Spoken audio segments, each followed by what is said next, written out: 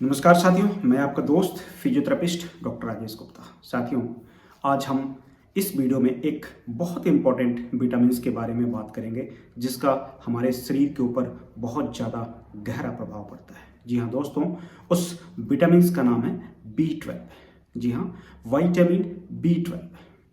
आज जो रूटीन्स के क्लिनिकल प्रैक्टिस में जो प्रॉब्लम्स हम लोग अपने सामने पेशेंट्स के द्वारा सुनते हैं, उनमें से सबसे ज़्यादा जो चर्चा होती है वो विटामिन B12 और D3 के बारे में चर्चा होती है। जैसा कि दोस्तों मैंने अपने पिछले वीडियो में आपको D3 के बारे में डिटेल्स में बता दिया, आज हम इस वीडियो में बात करेंगे B12 के बारे में। B12 के बारे में जानेंगे कि उसकी कमी की वजह से क्या क्या समस्याएं शरीर में आ सकती हैं, उसको हम कैसे पूरा कर सकते हैं, विटामिन B12 का हमारे बॉडी के ऊपर क्या इंपॉर्टेंट रोल होता है। तो दोस्तों आइए हम जानते हैं विटामिन B12 के बारे में। विटामिन B12 को हम वैज्ञानिक भाषा में साइनोकोबालामीन या कोबालामीन बोलते हैं। जी हाँ दोस्तों, जिसका हमारे शरीर के ऊपर बहुत ज़्यादा गहरा प्रभाव पड़ता है। अगर किसी भी पेशेंट में, किसी भी आदमी के अंदर विटामिन B12 की कमी है तो उसके द्वारा जो हमें परेशानी महसूस होती है वो सबसे ज़्यादा जो हमारा होता है मन के ऊपर असर डालता है। जी हाँ दोस्तों, नर्व्स एंड मूड। जी हाँ, नसों के ऊपर और हमारे दिमाग के ऊपर। विटामिन B12 जो हमारे नर्व्स के ऊपर प्रभाव डालता है और हमारे जो मन के ऊपर प्रभाव डालता है, उसकी वजह से कुछ परेशानियां होती हैं जिनमें सामान्यतया पेशेंट हम लोगों के पास आकर के ये कंप्लेन करते हैं कि हाथ पैरों में झुनझुनी सी महसूस होती है, पैरों में जलन महसूस होता है, हाथों में जलन महसूस होता है, या मूड स्विंग होता है, या डिप्रेशन और एंजाइटी की प्रॉब्लम महसूस होती है। तो वैसे तो बहुत सारे कारण होते हैं इन सब चीज़ों के होने के लिए, लेकिन उनमें से एक जो होता है विटामिन B12 की डेफिशिएंसी की वजह से हो सकता है। दोस्तों, यदि किसी को ऐसा लगता है या इस तरह का कोई भी लक्षण दिखाई देता है तो आप निश्चित रूप से अपना ब्लड टेस्ट करवाएं और B12 के बारे में पता करें वो आपका नॉर्मल रेंज में है या नहीं है। अगर नहीं है, इट मीन्स कि आपको B12 की डेफिशिएंसी है।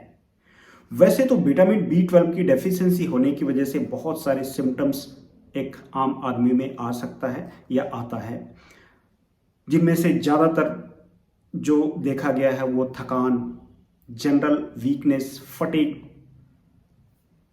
गैस बनना, कॉन्स्टिपेशन होना,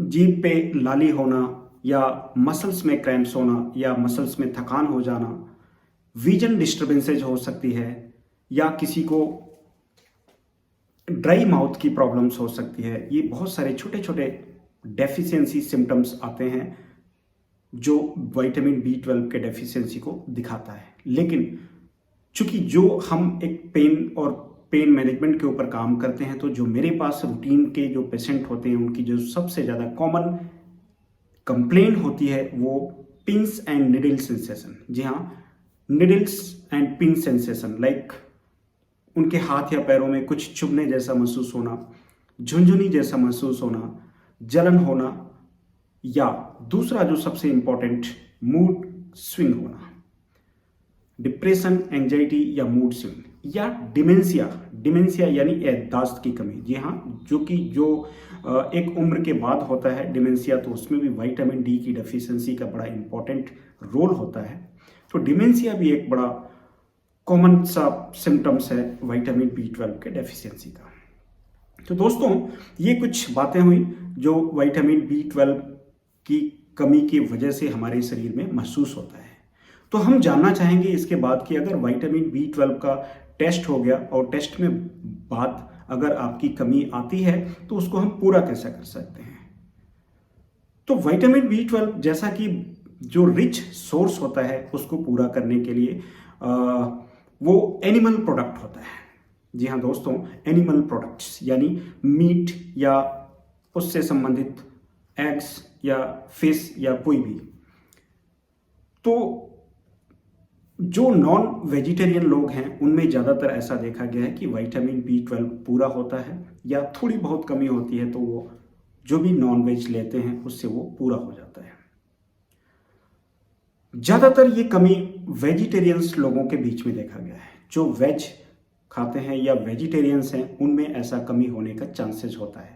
तो हम इस वीडियो में जानना चाहेंगे कि जो वेजिटेरियंस हैं और अगर उनकी विटामिन B12 की डेफिशिएंसी है, ब्लड टेस्ट के थ्रू अगर ये पता चल गया कि आपको डेफिशिएंसी है और कुछ सिम्टम्स आपके ऐसे मिलते जुलते हैं जिनमें से ज़्यादातर जो नर्व से रिलेटेड सिम्टम्स हैं या आपके मूड से रिलेटेड सिम्टम्स हैं, तो निश्चित रूप से आपको अपना विटामिन B12 को पूरा करना होगा। तो दोस्तों, विटामिन B12 को वेज सोर्स के थ्रू हम कैसे पूरा कर सकते हैं, उनमें से जो सबसे रिच सोर्स है वो आपका मिल्क है। जो वेजिटेरियन लोग हैं वैसे तो हमारे बॉडी में हमारे जो आंत होती है उसमें हमारे कुछ गुड बैक्टीरिया होते हैं जो B12 को प्रोड्यूस करते हैं और वो हमारे बॉडी में B12 की कमी को पूरा करते हैं।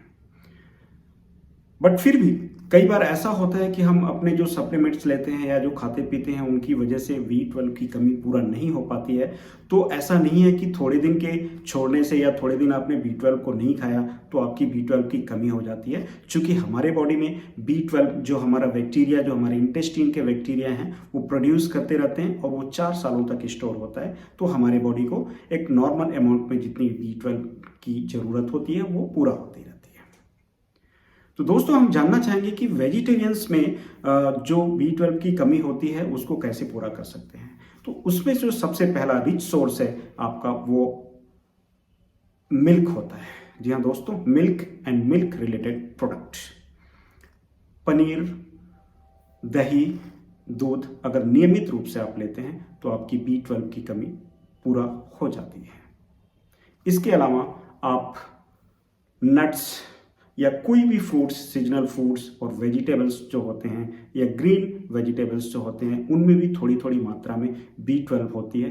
तो आप ज़्यादा से ज़्यादा मात्रा में वेजिटेबल्स और फ्रूट्स लेते हैं या नट्स, कोई भी ड्राई फ्रूट्स लेते हैं तो उनमें भी भरपूर मात्रा में B12 होता है। तो उससे भी आपकी कमी पूरा होती है और आपके ब्रेन की जो फंक्शनिंग है, जो नर्व्स की इंटैक्ट कंडीशंस होती है या जो आपकी डिमेंशिया की प्रॉब्लम होती है, ये सब सारी चीज़ें जो डेफिशिएंसी ऑफ विटामिन B12 की वजह से होता है वो पूरा होगा और आप निश्चित रूप से एक स्वास्थ्यप्रद जीवन जी सकेंगे। इसके अलावा दोस्तों, विटामिन B12 के पूरा होने के लिए आप मशरूम का यूज़ कर सकते हैं। जी हाँ, मशरूम या सोया और मशरूम में भी बहुत ज़्यादा विटामिन B12 होता है। उसको भी अगर आप लेते हैं तो निश्चित रूप से आपकी B12 की कमी पूरा होगी और आप के शरीर में होने वाले जो भी B12 की डेफिशिएंसी की वजह से सिम्टम्स आता है वो नहीं होगा। तो दोस्तों, विटामिन B12 जो हमारे रेड ब्लड सेल्स को बनाने में भी हेल्प करते हैं, DNA के सिंथेसिस में भी हेल्प करते हैं। तो अगर कहीं ना कहीं किसी न किसी कारण से अगर हमारा बहुत कुछ हम सप्लीमेंट लेते रहते हैं और उसके बावजूद भी हमारा B12 पूरा नहीं होता, तो आप निश्चित रूप से डॉक्टर से कंसल्ट करें और उनके कंसल्टेशंस के थ्रू जो डेफिशिएंसी है उसको सप्लीमेंट के थ्रू पूरा करना होता है। तो डॉक्टर के एडवाइस पे ही करें।